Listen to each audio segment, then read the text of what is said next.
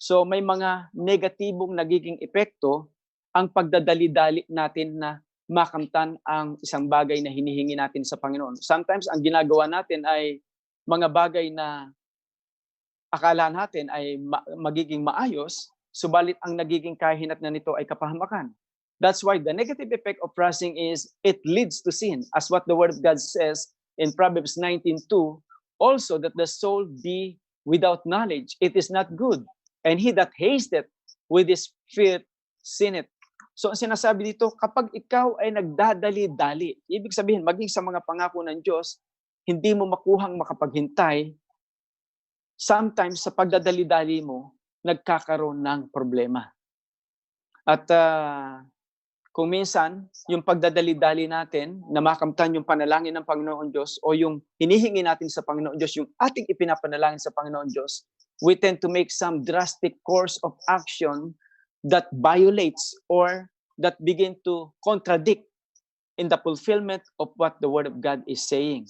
So, katulad ng nangyari kay Abraham at maging kay Abram at maging kay Sarai, na kung saan ay may pangako ang Panginoon Diyos kay Abraham na out of his offspring will create people, tribe, and nation. Out of him, God will create godly offspring.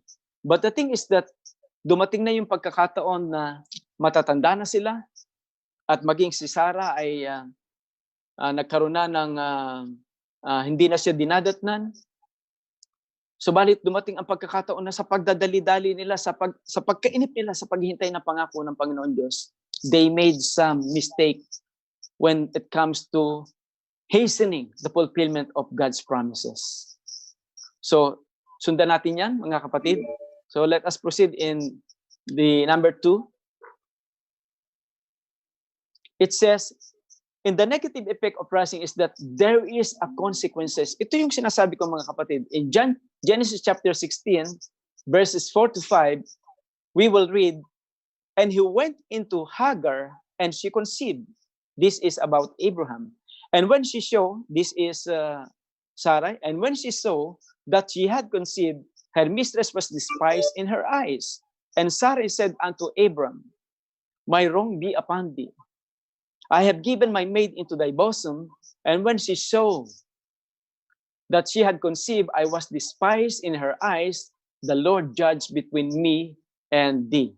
Genesis chapter 16, verses 4 to 5. At mababasa natin in Genesis chapter 16, na kung saan, dahil sa pagkainip ni Hagar, pagkainip ni Abraham, actually, even Abraham allow Sarah. Ibinigay ni Sarah ang kanyang servant na si Hagar upang sipingan ni Abraham na kanyang asawa.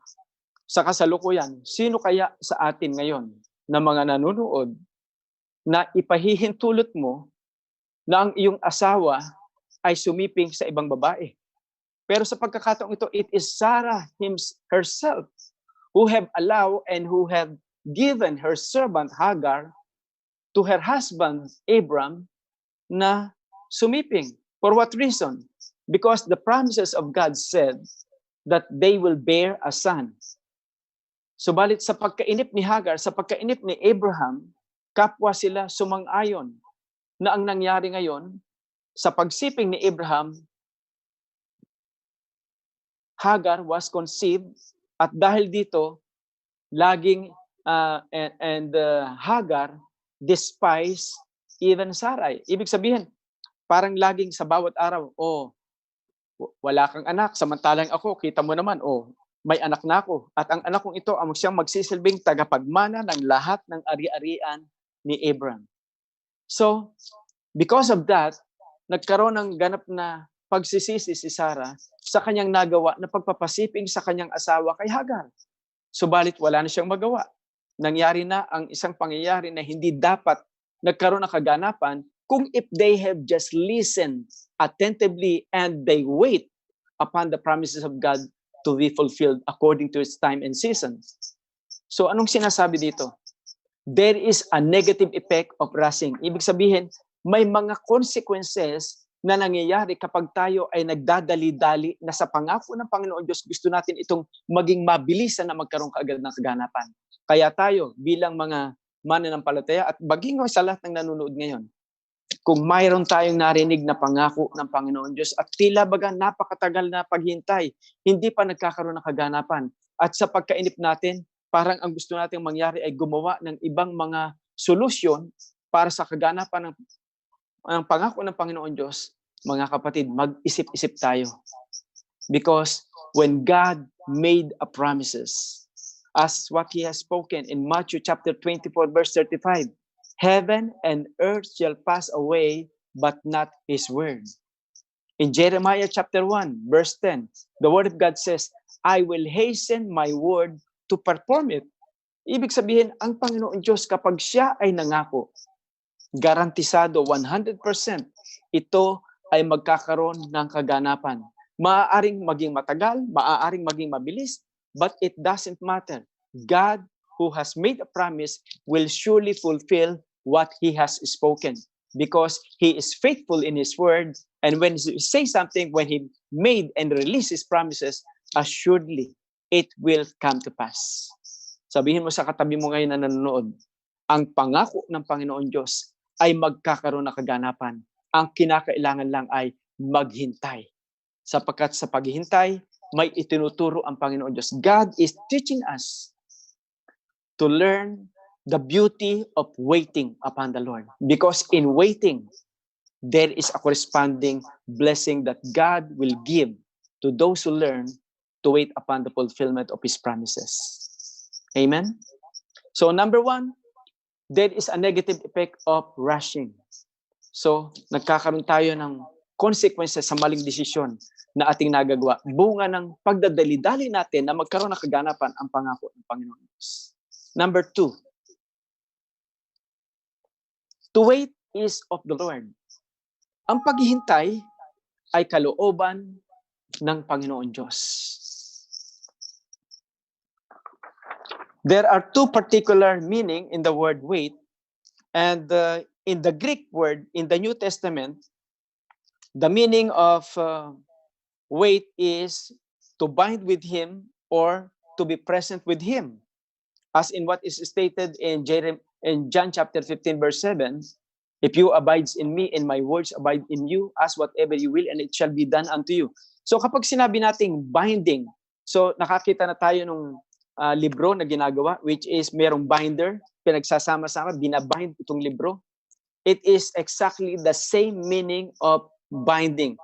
So in Isaiah chapter 40, verse 31, it says, even the youth shall faint and be weary, and the young men shall utterly fail. But they that wait upon the Lord shall renew the strength. They shall mount up with wings as eagles. They shall run and not be weary. They shall walk and not faint. So dito, yung sinasabing wait, hindi ito yung pagkakaunawa at pagkakaintindi natin na naghintay na lang. Kung hindi, ang sinasabi dito, there is an in-depth meaning of the word wait in this particular context, which was taken from the Greek word perimino, which means to abide and to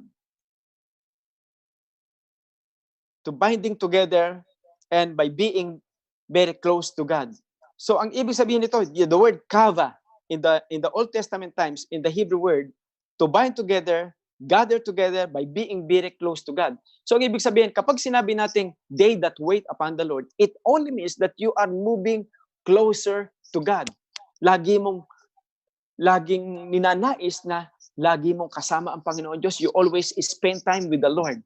At sabi nga in Psalm 27 verse 14, wait on the Lord, be of good courage, and He shall strengthen thy heart. Wait, I say, on the Lord. So ulitin ko, the word wait, which is taken from the Hebrew word kava, Q-A-V-A-H, in the Old Testament, it only means to bind together. It means to be very close to God. So kapag sinabi dito, based on Isaiah 40:31 and Psalm 27:14, the word wait, which was taken in the Old Testament times kava, which means to bind together, ang ibig sabihin nito ay kinakailangan na tayo ay laging kadikit kasama ng Panginoon Diyos. Kaya nga ito yung pagkakataon na we could spend time with the Lord in prayer, we could spend time with the Lord in worship, we could spend time with the Lord in meditating upon His Word, and spending time with the Lord is of very essence. Napakahalaga ng pag-spend ng time sa Lord. At ito yung sinasabi dito na waiting. Nang ibig sabihin, lagi kang naghihintay sa Panginoon na ang paghihintay mo, you want to move closer to God. So sa atin, paano ba natin magagawa yung being closer to God? Kung sa bawat araw, hindi tayo nag-i-spend ng time sa Panginoon, paano tayo makakalapit sa Panginoon? Sabi nga let us come boldly unto the throne of grace that we may find grace and find mercy to help in time of need. So kinakailangan tayong lumapit sa Panginoon Diyos. At sa ating paglapit, we are binding together. Kaya dumarating ang pagkakataon na ang sabi nga ng Panginoon Diyos, I will not leave you nor forsake you. Lagi mong kaagapay, lagi mong kadikit, lagi mong kasama ang Panginoon Diyos. Saan ka man pumunta. Kung ang Panginoon Diyos nagsabi na I will not leave you nor forsake you, kinakailangan tayo ay mag-cooperate sa Lord na tayo ay lumapit sa Panginoon. Hindi yung papalayo. Ang problema sa atin, pagka tayo ay may mga problema, imbes na lumapit sa Panginoon, lumalayo tayo. Pagka tayo mga problema, ang iniisip natin, magpapahinga na muna, hindi na muna ako a-attend ng church. Kapag tayo pagod, ang tendency, hindi na muna ako a-attend ng church at ako'y matutulog na lang muna. Not knowing that the Lord is the source of our strength. Diba?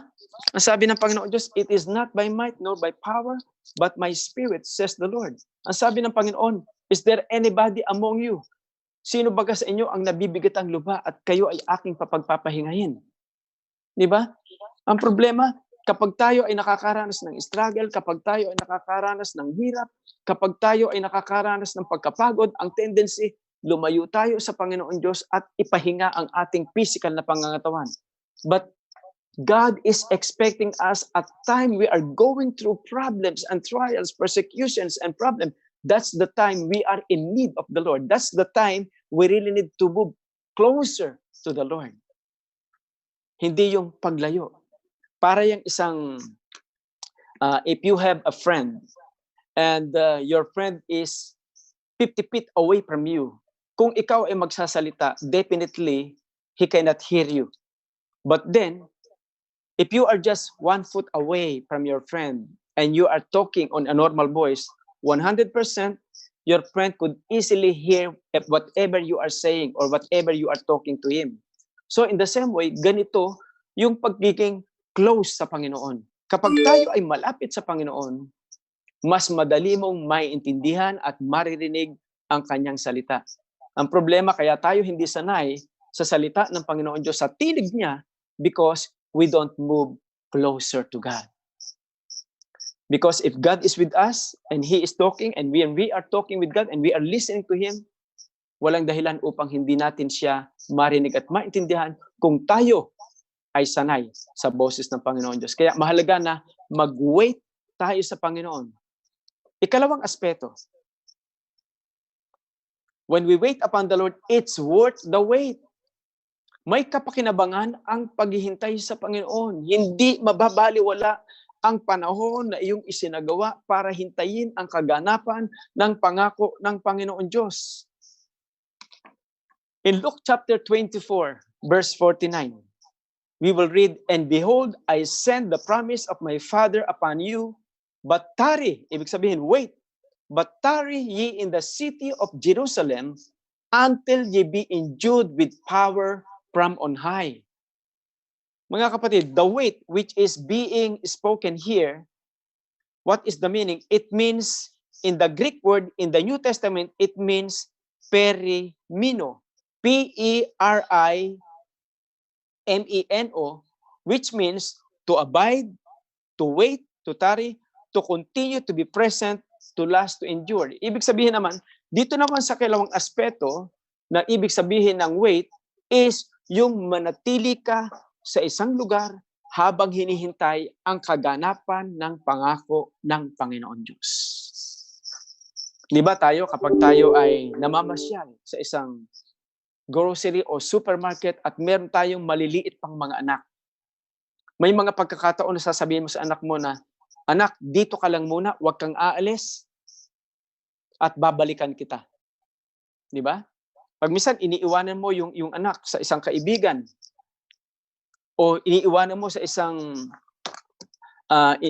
doon sa mga in charge doon sa pag-aalaga ng mga bata. Ngunit kung minsan yung mga bata naiinip, akala nila hindi na sila babalikan ng kanilang mga magulang, ng kanilang kapatid o ng kanilang kuya, to such a point na sa kanilang pagkainip kung minsan hindi na mamalayan o nagbabantay, umaalis na lang. But at this time, God is expecting us to remain in the very place where God has placed us. In Acts chapter 1, verse 4, it says, "And being assembled together with them, commanded them that they should not depart from Jerusalem, but wait for the promises of the Father, which said He, ye have heard of me." Okay? So, ang ating Panginoon, during at this time, from the Passover, okay? In the Old Testament times, yung Passover, ito yung pagkakataon na kung saan ay ang mga Israelites ay tumawid sa Red Sea. Okay? At ito rin yung pagkakataon na bago sila tumawid, ito yung pagkakataon na kinakailangan na yung last plague, which is the death of every firstborn. Firstborn ng mga hayop, firstborn from the family, ay dumaan. The angel of death has passed through every houses. But then, for every houses that they have seen on the lintels, on the post of the house, the blood, which symbolized the blood of the precious blood of Jesus, then the angel of death passed over, nilampasan, dinaanan, yung mga bahay na may dugo, na nagsisimbolize ng dugo ng ating Panginoong Jesus, at sila ay naligtas from death. This is the Passover. And at the time na sila ay tumawid sa Red Sea at nakarating sila sa wilderness, when Moses received the 10 commandments of God from the tablet of stones, this is exactly the time of Pentecost. And in the New Testament times, during the Passover, ito yung pagkakataon na si Jesus Christ ay nahatulan ng kamatayan. Nung siya ay ipagkanulo ni Judas Iscariote. When Judas Iscariot, ipinagkanulo siya, deny the Lord Jesus Christ. And then this is the time na nagkaroon ng verdict that Jesus Christ will be crucified on the cross. This is the Passover, the death of the Lord Jesus Christ. This is the Passover. And you will notice that within the 40 days period, si Jesus Christ ay nagpakita sa kanyang mga alagad at sa 500 people. And after the 40 days, ito yung pagkakataon na nung si Jesus Christ ay umakyat na at sinabi niya sa kanyang mga disciples, you wait. Ito yung sa Luke 24:49 na sinabi ni Jesus Christ, wait, tarry in the city of Jerusalem. Ito yung pagkakataon na sinabi ng ating Panginoon na maghintay. Now, right now, the upper room, the 120 remnants of the Lord's followers gathered in the upper room and waited for the promised Holy Spirit as they remembered the Lord telling them. Okay? So nagsabi ang ating Panginoon Diyos na maghintay. The disciples are all waiting in the upper room. Ito yung gaano katagal ang paghihintay na ginawa ng mga disciples. They do not even know how long would it take. But this is the waiting period na ginawa ng mga disciples. The 10 days of preparation for Pentecost. In the same way, this is the time that the early disciples of the Lord, 120 of them, waited for 10 days in the upper room. At ito rin yung ginagawang preparation na napapanood natin sa FB Live na conducted by the IFP. Na sabi nga dito, the IFP together with the NFS and NIHOP, which is the Negros Intercessors House of Prayers, have set the 10 days of preparation for this coming Shavuot or Pentecost for a global outpouring of the Holy Spirit. So napakahalaga nung isinagawang paghihintay at kinakailangan habang tayo ay naghihintay, while we are waiting for the promises of God, we need to prepare ourselves. So the disciples joined themselves together in the upper room, waited for 10 days for the promised Holy Spirit. In Acts chapter 1, verse 12, then returned they unto Jerusalem from the mount called Olivet, which is from Jerusalem a Sabbath day's journey. In Acts 1:13, it says, and when they were come in, they were up into an upper room where abode both Peter and James and John and Andrew, Philip and Thomas, Bartholomew and Matthew, James the son of Alphaeus, and Simon Zelotes and Judas the brother of James. In other words, this is the time that disciples and all the women are in the upper room waiting for the promises that God has spoken upon them. So habang sila ay naghihintay, in Acts 2:1 it says, and when the day of Pentecost was fully come, they were all with one accord in one place. So what does it mean? When we are waiting, we should be perimino. We should learn to wait in a particular place that God has spoken. And what happened then? And then the outpouring of the Holy Spirit come. Kaya nga, from the day of Pentecost, from the day of Passover rather, up to the Pentecost, this is 50 days period. 40 days from the time Jesus Christ resurrected from the dead, and from the time Jesus Christ received from heaven, it's 40 days. And then from the time the Lord Jesus Christ went to heaven, up to the time of waiting, it took 10 days before the baptism of fire of the Holy Spirit come down upon the disciples and the woman. So alam natin ang nangyari, they received the baptism of the Holy Spirit of God upon each one of them. So ito yung sinasabi na there is an essence of waiting na kapag tayo ay naghintay sa Panginoon, hindi mababaliwala ang ating paghintay because God will surely fulfill what He has promised. Amen? So pangatlong aspeto, there are 3 ways to stand firm as we wait for Jesus' return. Ninanais ba natin? Are we interested? And are we longing to wait for the second coming of the Lord Jesus Christ? So 3 particular aspects that we need to do while we are waiting for the second coming of the Lord Jesus Christ. Number 1, we need to remain in the presence of God. What does it mean to remain in the presence of God? Ang ibig sabihin, kinakailangan meron tayong maayos na relasyon sa Panginoon Diyos. In 2 Thessalonians chapter 1 verse 8-9, I want you to listen carefully on this particular word of God because napaka-importante nito. It says, in flaming fire, taking vengeance on them that know not God. Okay? And that obey not the gospel of our Lord Jesus Christ. So, kapag hindi mo kilala ang Diyos at kapag hindi mo sinusunod ang sinasabi ng Panginoon, you are in danger to spend your eternity in hell. So hindi po ako nananakot kung hindi binabasa ko lamang po kung ano ang sinasabi ng salita ng Panginoon Diyos. In verse 9 it says, who shall be punished with everlasting destruction from the presence of the Lord and from the glory of His power. 2 Thessalonians chapter 1 verse 8 and 9. So ano pong ibig sabihin? Kinakailangan po na tayo ay manatili sa presensya ng Panginoon Diyos. Tiyakin natin, we have to make sure whatever means it would take that we have a right relationship with God. Talking about relationship of God, we need to surrender our lives unto the Lord. We need to receive and accept Him as our personal Lord and Savior. Because the danger is that if we have not done so, we are in danger of spending eternity in the presence and destruction. There will be an everlasting destruction, and we will spend eternity in the flaming fire. So mga kapatid, this is not to put fear upon each one of us, but this is to encourage us. This is to stir up our hearts that if we have not made any right decision at this point in time, this is the time, this is the season that we really need to take it seriously. That if we have not surrendered our lives unto the Lord Jesus Christ yet, even until now, we really need to make a decision. Ang kaligtasan po can only be found only on the Lord Jesus Christ. Not through religion, but only through our personal relationship with the Lord Jesus Christ.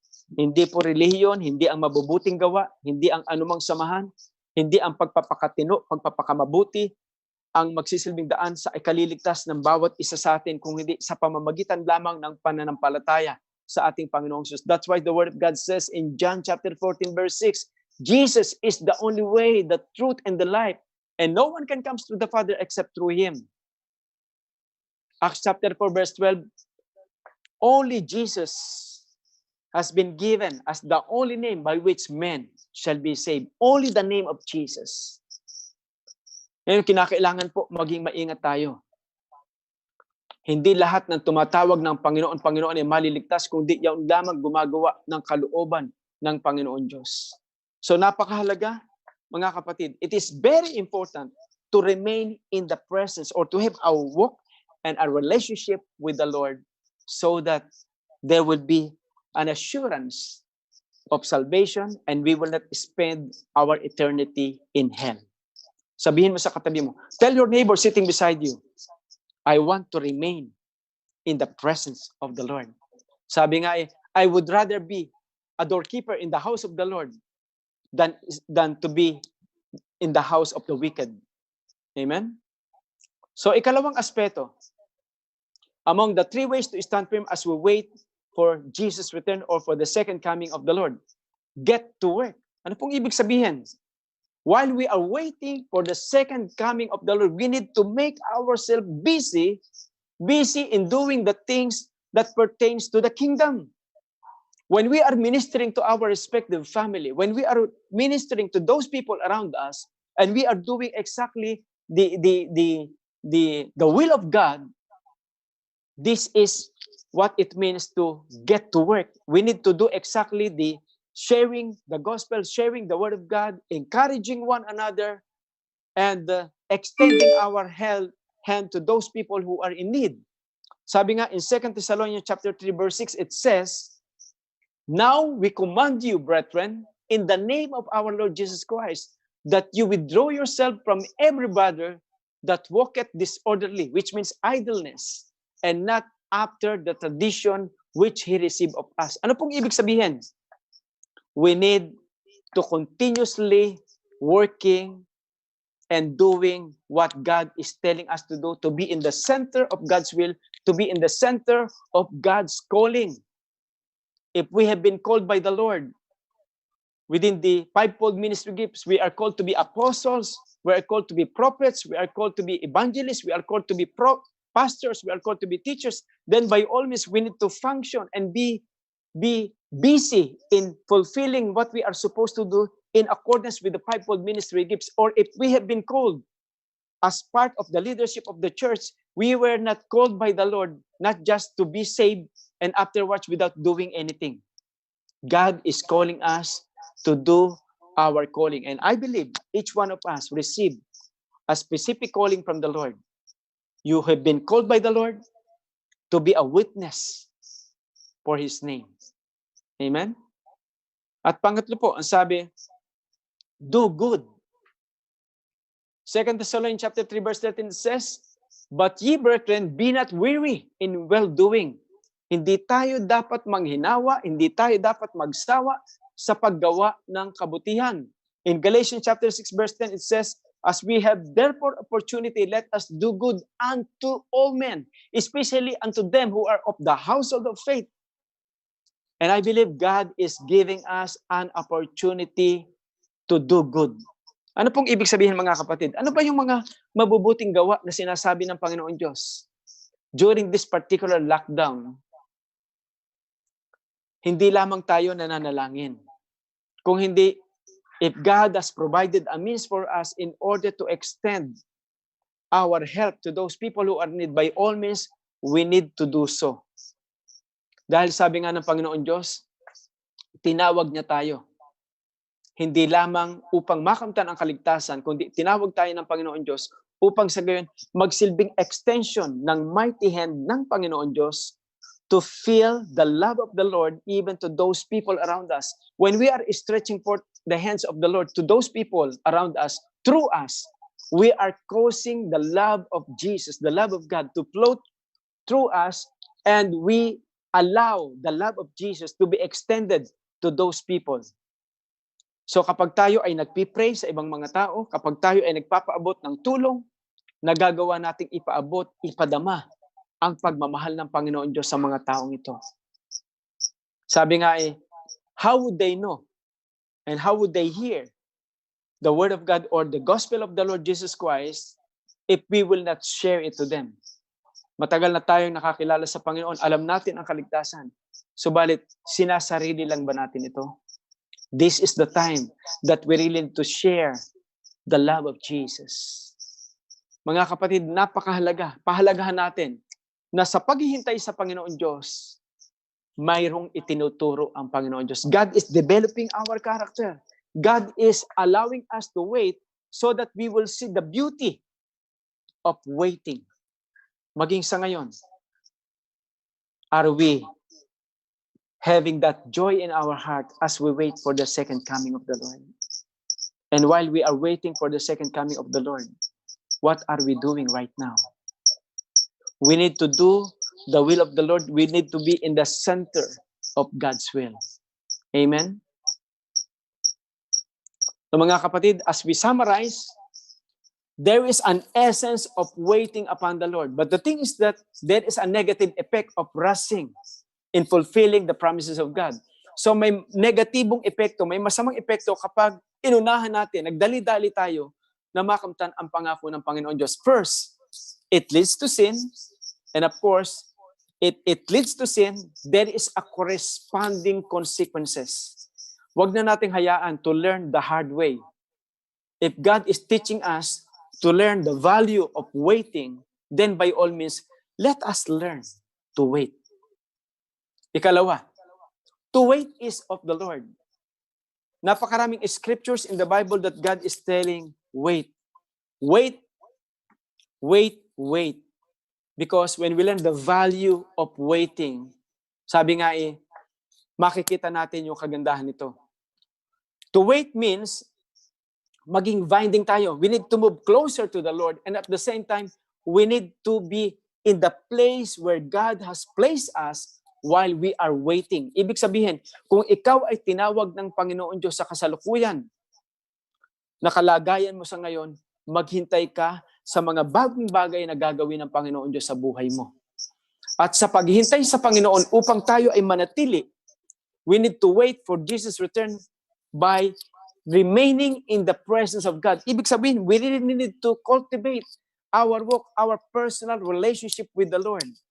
And at the same time, we need to ourselves to get to work. Getting to work means doing what God is telling us to do, fulfilling the giftings and the calling that God has given us. And of course, we need to be good, to do good. As we therefore have an opportunity, let us do good unto all men. Ibig sabihin sa lahat ng mga tao. Amen? So mga kapatid, in conclusion, there is an essence of waiting.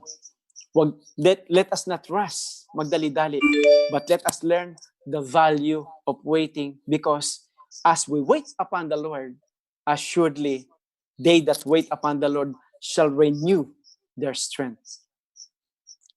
Amen?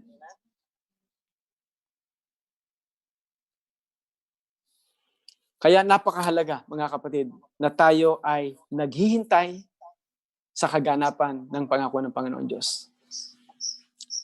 I believe each one of us have received a promises from the Lord. And whatever promises that God has already spoken to you, there will be a confirmation. The Word of God says, for two or three witnesses, a fact is being established. When you receive a revelation from the Lord, in order to make sure that what you have received is from the Lord, you really need to ask the counsel of the elders of the church. Because the elders of the church are very sensitive in listening to the voice of the Lord, and they will be a corresponding confirmation from the very word that you have received from the Lord. Hindi po pwede na ang na-receive mo ay sumasalungat sa sinasabi ng ibang tao. specifically when we talk about the elders of the church. Kaya mga kapatid, let us learn that waiting upon the Lord has benefits. Amen? So let us pray before we proceed to our communion. Hallelujah.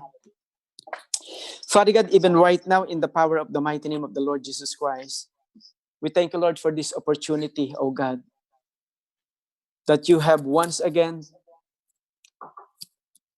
brought before us the essence of waiting. That sometimes, oh God, the tendency is for us to rush to the fulfillment of what you have already spoken or what you have already promised. But when we do that, it leads to sin and there is a corresponding consequences. So I just pray, Lord, that you will help us, oh God, to see the value of waiting. That as we begin to wait upon you, we will begin to move closer to you and stay in the very place where you have put us, oh God. And Lord, help us, Lord, to always remain in your presence. Help us, oh God, to get to work and to do good, to extend your mighty hand, oh God, through us to those people who are in need of your touch. Father, we just thank you, Lord. And I just pray even right now that you will begin to stretch forth your mighty hand upon your people, upon your church, oh God, that as they begin to wait, Lord, they will begin to experience the anointing of the Lord, the fulfillment of God's promises, oh God. And most specifically, even at this time, oh God, that we are at the time of preparing ourselves for the outpouring of the Spirit of God, for the Pentecost. Lord, help us that while we are waiting, we shall be able to prepare ourselves, oh God, so that at the time of Pentecost, oh God, we shall receive the fullness of your promises, oh God, even the outpouring of your Spirit, Lord, that would begin to transform and change our lives. We just thank you and we just bless you, Lord God. In Jesus' mighty name we pray. Amen and amen. Praise the Lord. So kunin po natin ang mga elements at tayo po ay magkakaroon ng communion. And this is to remind us of what the Lord Jesus Christ did for each one of us. Amen? So ihanda po natin ang ating mga sarili bago po tayo mag-partake.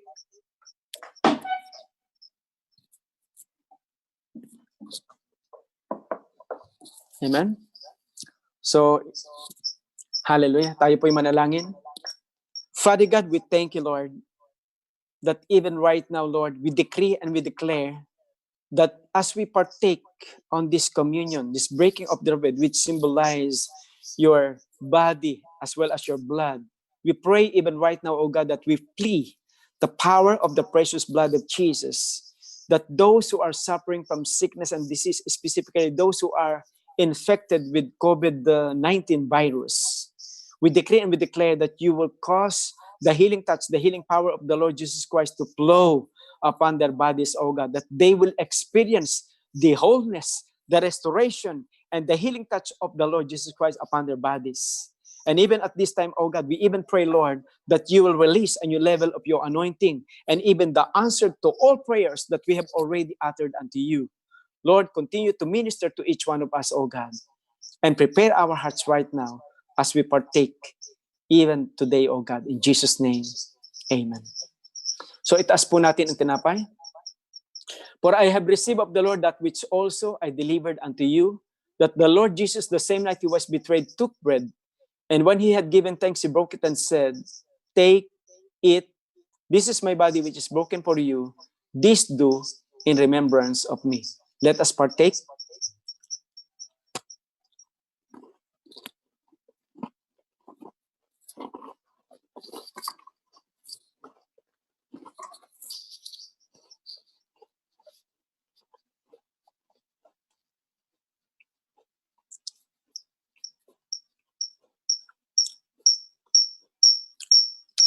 Let us dip up the cup. In the same manner, when he had supped, he took the cup, saying, this cup is the New Testament in my blood. This do ye often as you drink it in remembrance of me. For as often as you eat this bread and drink this cup, you show the Lord's death till he come. Let us partake.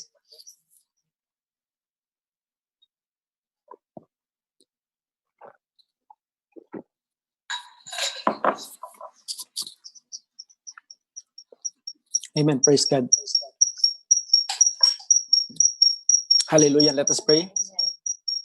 Father God, once again, in the name of Jesus, I speak forth and declare blessing upon your people, O God, who have participated on this communion, O God. Indeed, we remember what you have done, and we are looking forward, O God, on your second coming. We even thank you, Lord God, for all the benefits that you have already provided for each one of us, and we just receive it right now by faith. In Jesus' mighty name, amen and amen. Praise the Lord, mga kapatid. God bless you all. Amen.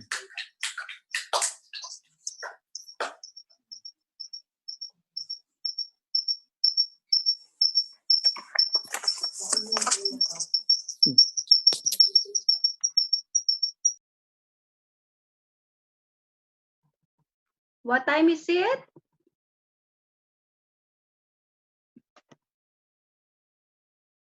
It's giving time. So dumako naman po tayo sa pagbibigay. So let us open our Bible in Matthew 6:21.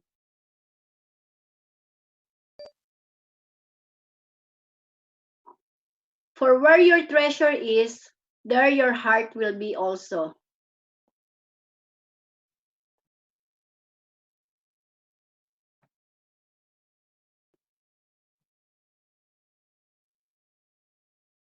I took the word treasure. Ano po ba yung treasure?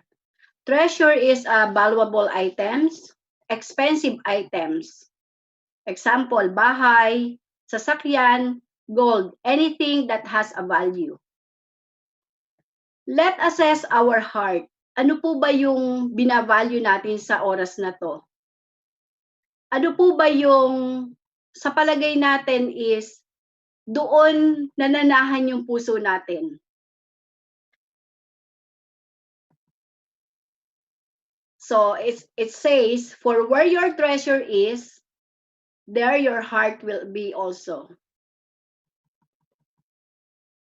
Let's admit that sometimes there's a time that we set aside God and seek our own valuable things.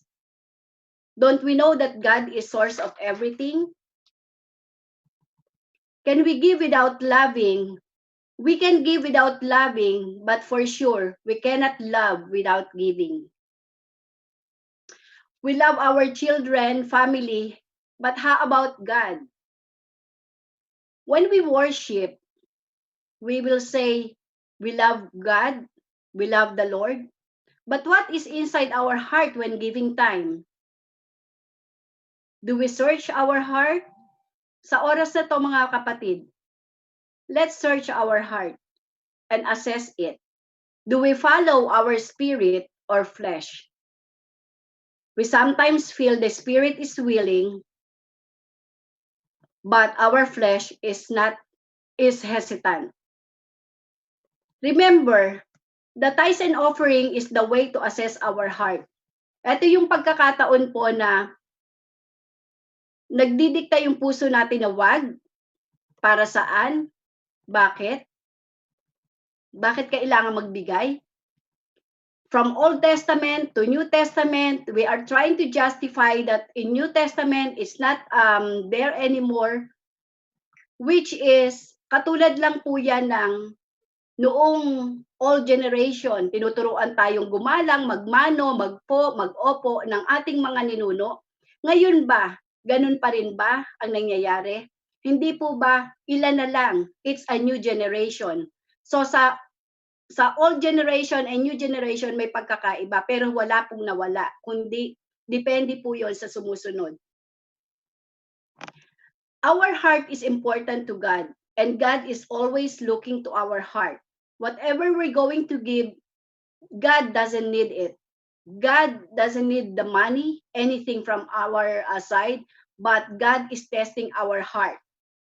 And when we give with love, we honor the Lord, and we can show that we are circumcised already, meaning we are willing to sacrifice what is for God.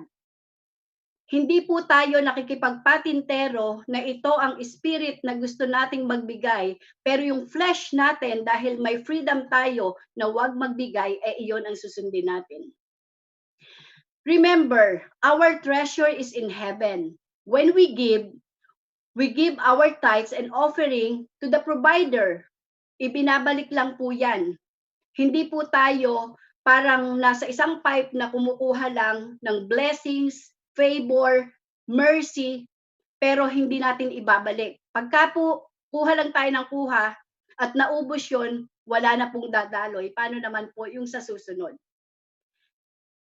Example, if we are planting seeds, ano po yung ine-expect natin pagka po tayo ay nagtatanim? Are we just planting for nothing, or we are planting to expect something will happen? Sa isang puno na mamumunga, sa isang palay, na ang isang magsasaka na may palayan, siya po ba ay nagtatanim lang at hindi nag-e-expect ng bunga? For sure, we are children of God. We are talking about tithes and offering. We are talking about giving. We are talking about assessing our heart. Planting. We are expecting that our plants will grow. And while it's growing, kailangan pong makita natin na namumunga to. Para din po yang sa puno ng ubasan, na kung may makikita kang bunga o ng igos na namumunga o hindi po ba, kung hindi namumunga tinatapyas, tinatanggal, itinatapon. So ano po ba tayo bilang isang Kristiyano? Tayo po ba ay naka-move on na? Tayo po ba ay na-circumcise na? Tayo po ba ay nasupil na yung puso natin para tayo ay magbigay? For us to have the result, we have to give. Sabi nga, it is more blessed to give than to receive. Saan po tayo? Sa panahon po ngayon ng pandemic, we all know that it's worse than recession. We all know that some people work, no work, no pay. Some people reduce the salary. But remember, ang isang oras na hindi tayo huminga, magkano po ang oxygen na babayaran natin kung tayo ay walang hangin? So with that, it's just like we are giving back to the Lord what is for the Lord. Yung hangin na hinihinga natin sa bawat minuto, napakamahal. Hindi po ba sapat iyon para isipin natin na tayo ay so much blessed? Do not count the negative, do not count the circumstances na nangyayari ngayon, but count the blessings that coming from the Lord. When we give, always remember that we are honoring the Lord. We are not giving it to our pastor, we are not giving it to brethren, we are not giving it to anyone, but think we are giving it to the Lord. It's not for anyone. Kung hindi po tayo makamove on, iisipin natin na sa Old Testament, sinabi, sa New Testament, wala na. We are just trying to justify, and we are just deceiving by the enemy to justify which is not belong to the Lord. God is always looking to our heart. And this time, I always believe and I always hold that God is the great provider. Sabi nga, for where your treasure is, there your heart will be also. So nasan po ang treasure natin ngayon?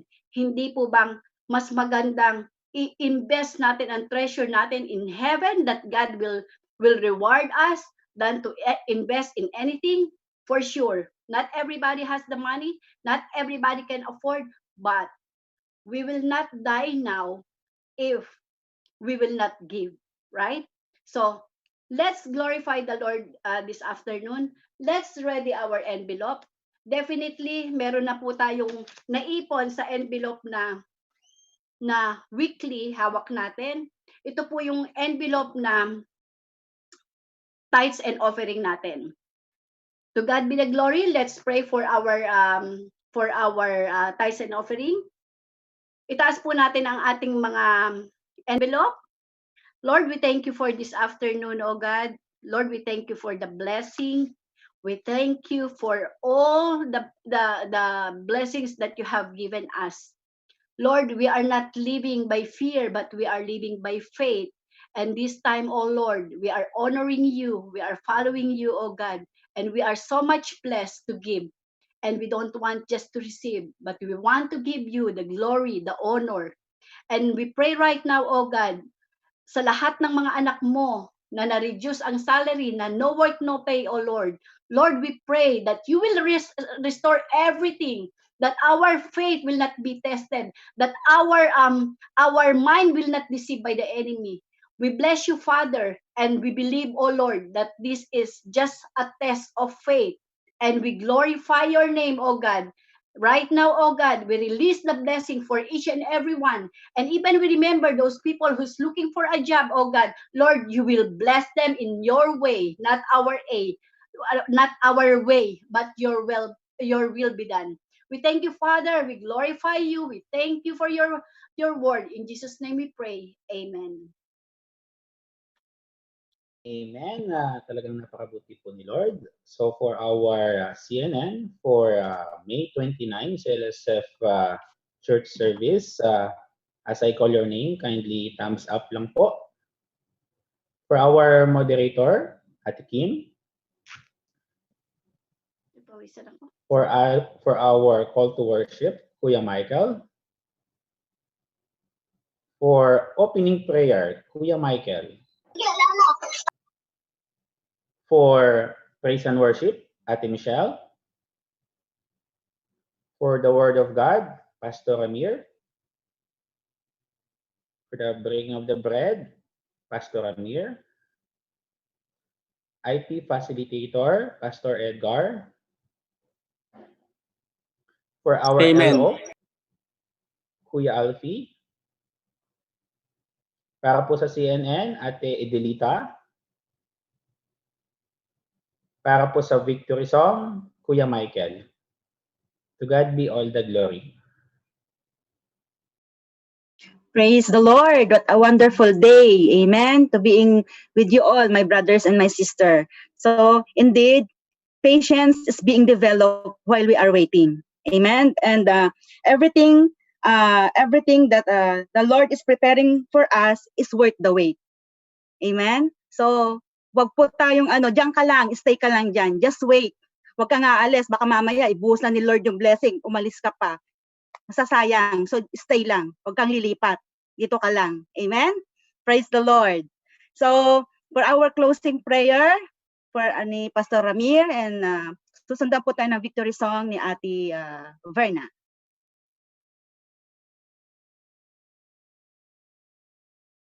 Praise God, tayo po ay manalangin sa Panginoon. Napakabuti ng Diyos. God is always faithful. Amen. The Lord said, my thought is not your thought, my ways is not your ways. Kung ang ways ng Lord is to wait upon the Lord. Amen. Sapagkat walang imposible. Sa Lord, walang imposible anong mga bagay na ginagawa natin. Everything is in His hand. So let us pray. Tayo po magpasalamat sa Panginoon. Father God, we thank you for the service today. Thank you that you're amazing God, you're faithful God. You're always reminding us that nothing impossible to you, O God. Thank you for your word, O God, to remind us not only to, Lord, to follow the revelation, but Lord, to ask everything in your name, O God. You said in your word that ask to Jesus everything that we need, and God will answer. And even the servant of God, we listen, O God, and nothing impossible unto you, O God. Truly na napakabuti mo, Panginoon, amin pong dinadalangin that everyone here in this online, O God, Lord, you bless us, O God. And truly, anyone who, Lord, na hindi pa po nakakakilala sa iyo, Panginoon, we thank you sapagkat this is the time and season na kami po ay kinig at alalahanin ang iyong kabutihan sa aming mga buhay. We pray, O God, na sa mga oras na ito, Panginoon, kung may mga kapatid, O God, na hindi pa po nakakakilala sa iyo, O God, I pray na today is the day of salvation, O God. Lord, right now, I pray, O God, na kayo po ang maluwalhating ganap. Sa mga oras na ito, bago ako mag-closing, let us open our heart, our mind, that God knows everything in our heart. We are all sinners. No one, sabi nga po, wala nakaabot sa kaluwalhatian ng Diyos. Ang lahat ay nagkakasala. At ang sinasabi ng Diyos, ang sino man nagsasabing hindi siya nagkakasala, siya ay sinungaling at pinawawalan niya ang kabuluhan ng salita ng Diyos. And then sabi ng Panginoon, confess your sin. Sabi ng Panginoon, if we confess our sin, He is just to forgive and to cleanse all unrighteousness. And Jesus said that I am the way, the truth, and the life. No one's come to the Father except Jesus Christ. So today, I encourage you to open your heart and accept Jesus as a Lord and Savior. Only we can do is we accept that we are sinners and we commit ourselves unto the Lord, because He said in His word that anyone who believes to Jesus Christ that He is died on the cross and after 3 days He is rise again, he shall be saved. So sumunod lang po kayo sa maikling panalangin sa Panginoon. Kung nais po nating tanggapin si Jesus Christ as Lord and Savior, sumunod po kayo sa maikling panalangin ito. Angkinin niyo po na kayo po nanalangin at i-guide ko lang po kayo. Let us pray. Lord Jesus, sa oras na ito, I accept na ako po'y nagkakasala sa isip, sa salita, at sa gawa. At sa mga oras pong ito, inaamin ko na ako'y nagkasala. Salamat po sa pagpapatawad mo at sa oras na ito, aking pong binubuksan ang aking puso at inayahan kita na pumasok sa aking buhay. Tinatanggap kita bilang Diyos at tagapagligtas ng aking buhay. Maghari ka sa akin at ako iyong gabayan sa iyong mga salita. Ito po ang aking samo at pasasalamat. In Jesus' name, Amen. So maraming salamat po sa pagtanggap niyo sa Panginoon. Patuloy po kayong manatili sa presensya ng Lord. Lagi po kayong magbasa ng Bible at lagi kayong manalangin. So tayo po yung manalangin sa Panginoon. Lord, salamat po sa gawain ito. Salamat po sa buhay na iyong ginamit, sa buhay po ni Pastor Edgar. Patuloy pong gabayan mo siya, Panginoon, at patnubayan. At tunay nga, O God, patuloy mong i-reveal ang iyong mga salita, O God. At tunay na ito po ay magkaroon ng kaganapan sa aming mga buhay, Panginoon. Tunay nga, O God, sa sinabi mo sa salita, hindi lang nabubuhay ang tao Lord, sa tinapay, kundi sa salitang nanggagaling sa Diyos. Alam namin, Panginoon, na ang salita mo ay tunay na nag-encourage sa aming mga puso. At alam namin na ang iyo din po salita, Panginoon, ay nagbibigay katuwiran sa aming mga buhay, Panginoon. Kaya Lord, salamat po. Patuloy po kayong maluwalhati sa aming mga buhay. Patuloy po kayong madakila, Panginoon. And salamat po sa kabutihan na ginagawa mo sa aming mga buhay, O Diyos. Tunay nga, O God, without you, we can do nothing. Ang lahat ng bagay ay sa'yo namin tinataas, Panginoon. Ano man po yung mga bagay na inire-reveal mo sa amin, ito po ay tanggapin namin ng may pagpapasalamat, tanggapin namin ng may paghihintay, sapagkat sinabi mo nga po sa iyong salita, Panginoon, that the negative effect of rushing, it leads to sin. But Lord, amin din po dinadalangin, Panginoon, na we need to confess whatever what we whatever ano man yung nagagawa namin, sapagkat Lord, sa Panginoon, if we confess, you are just to forgive and to cleanse sa aming mga buhay, Panginoon.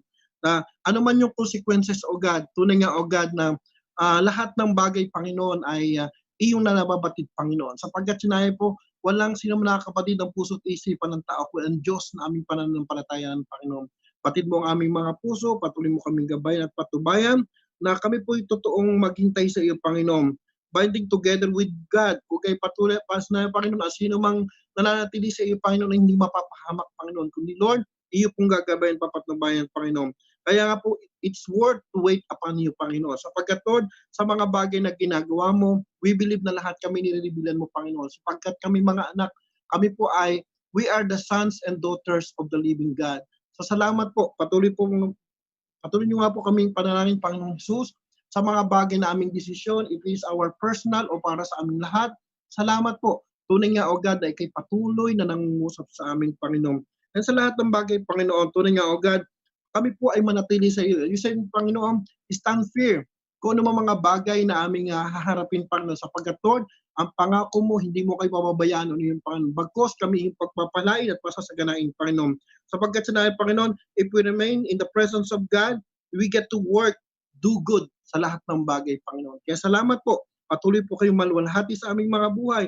Patuloy mo kami gamitin for your own glory. Ang tanging ko pong dalangin, Panginoon, in any purpose that came from you, use us for your own glory, O God. Mostly to your word, O God. You said in your word, go to all the nation, baptizing them in the Father and Son, the Holy Spirit, and pinakamahalaga, Panginoon, teach them according what you learn from you, O God. Natuto kami, Panginoon, how to encourage us, how to, Lord, to kneel down our knee to pray unto you, because we believe that any revelation came from you, O God, it's prosper, Panginoon. Salamat po, O God. Tunay nga, O Diyos, na kayo po ang aming niluluwalhati. Patuloy po kayong mangusap sa aming Panginoon. Patuloy kayong gumamit ng mga lingkod mo upang maunawa namin ang lahat ng nais mo sa aming mga buhay, Panginoon. Kaya salamat po, Ama. Patuloy po namin kayong dinadakila at pinasasalamatan, Panginoon. Patuloy ko po dinideclare sa buhay namin, Panginoon, na ikaw ang Diyos na hindi nagbabago noon at magpakilanman. Ang pagpapala mo, Panginoon, ay sapat sa aming mga buhay, Panginoon. Patuloy ka pong maghari, Panginoon, sapagkat, Lord, without you, we can do nothing, O Lord. Salamat po, God. Patuloy ko po dinideclare sa bawat sa aming Panginoon na kayo po ang maluluwalhati at may tataas, Panginoon. Salamat po, God. Muli, I declare your word in Numbers chapter 6, verse 24 to 26. May the Lord bless us and keep us. May the Lord make his face shine upon us and be gracious to us. The Lord lift his countenance upon us and be gracious and give peace to all of us. To God be the glory, and mabuhay po tayong lahat. Patuloy pong manatili ang ating mga presensya sa Panginoon. Sa Diyos ang kapurihan, and to God be the glory in Jesus' name. Amen and amen. Praise the Lord. Bago po tayo dumako sa ating victory song, announcement po, meeting po ng music after po ng service, please wag po kayong aalis. And then 3 o'clock, Bible study. And then yung prayer meeting po natin every Sunday, 8:30 to 10, if I'm not mistaken. And then 9, sorry. And then UAE Praise and Worship Online this coming May 23, that is Saturday, okay, from 7 to 9. So sa mga hindi pa po nakapag-register, register po kayo. Pwede po ba, Pastor? Pwede pa. Yeah. So yung pinost po ni Pastor sa group po natin, yung UAE Praise and Worship, Kahit sino, Kuya Pabs, pwedeng mag-join dyan. sila Mowen, nandun po sila. Amen po. Praise the Lord. Kahit si Kuya Mark, pwede, na nasa Qatar. Lahat po ng pwede po tayong manood. Amen. So, pansamantala po nating tatapusin po ang ating gawain ngayon. I hope and pray na magkikita-kita po muli tayo next Friday. Wag po kayong magsasawa na samahan kami na magpuri sa Panginoon. Amen.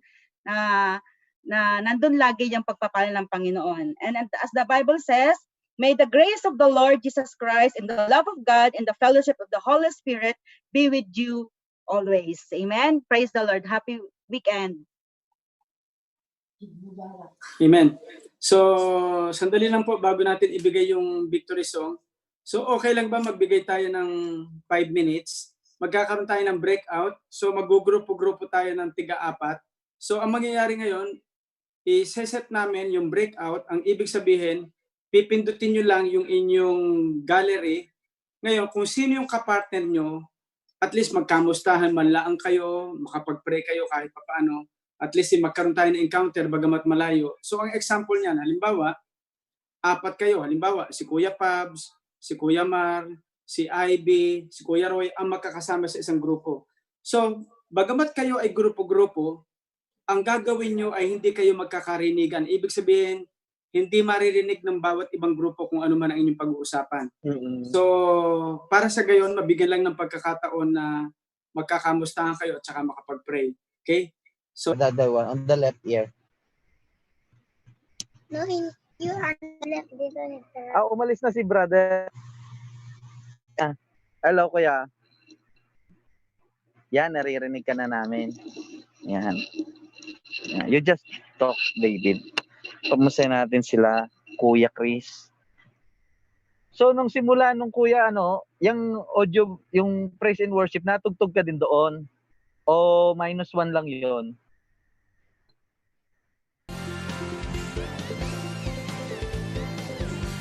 Amen. Hallelujah. Minsan pa po, ating papurihan at bigyan pa sa salamat ang ating Panginoon sa matagumpay na service ngayong araw. Hallelujah. Stop din natin sila, wala. Paano option? Paano mag-join sa ibang group?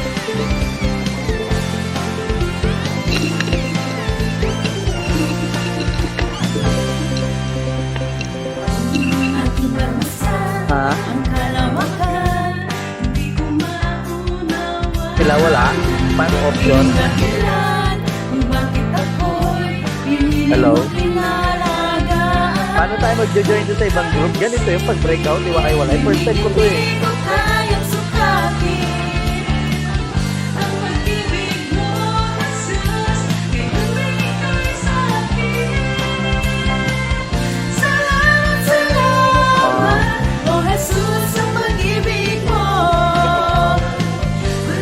May YouTube channel ka?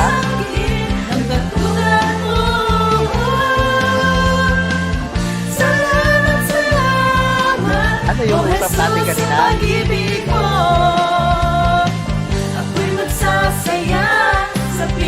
Ang part ba ng television? Nasaan siya?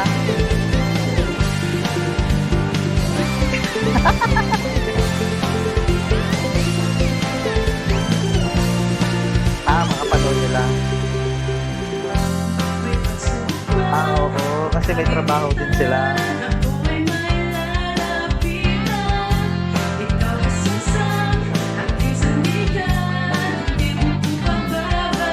Siya, masaya ako nakausap na nakita natin kayong malisod at wala kayong mga sakit. Si Ate Rachel Si Ate Rachel sa ano nag-duty mismo sa may mga COVID patient. Doon siya naka-assign. Tatlong buwan na siya. Ay, na breakout room 20 close to 56 seconds. We will be returned to the next session automatically. Na-test na rin siya sa COVID-19, negative naman siya. Yung mga kasama niya, nagpa-positive. Pero praise God, si Ate, negative siya. Kasi kung magpa-positive siya, pati kami i-test eh. Hirap yung ano. Napanood niyo ba yung video? Sa ospital, pagtapos ang duty nila, pinapaligo sila. Sanitize. Tapos bago umuwi. Tapos mag-uwi, susunduin ko siya sa lubugin ko. Tapos, maliligo siya ulit sa bahay. Sinusundo ko lang ang bisikleta kasi wala masakyan. Natin, sundo ko lang ang bike. Ay, sa kuya, babalik na tayo sa next session.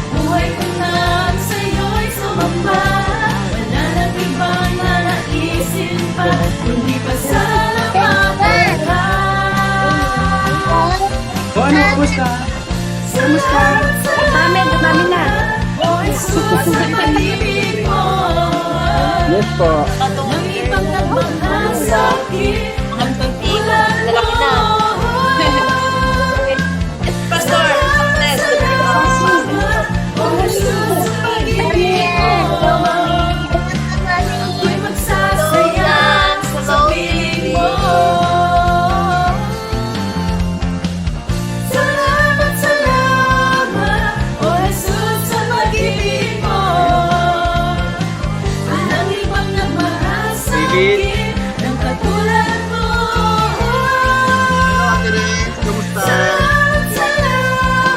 Okay ba yung breakout? Okay lang, okay. Okay.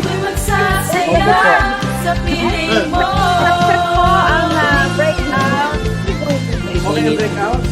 Okay naman po. Okay na. Gagawin natin ito break para kumakain. Okay, kamusta? So, victory song po muna tayo. Okay. Amen. Bago po Victory tayo. song. Patuloy na.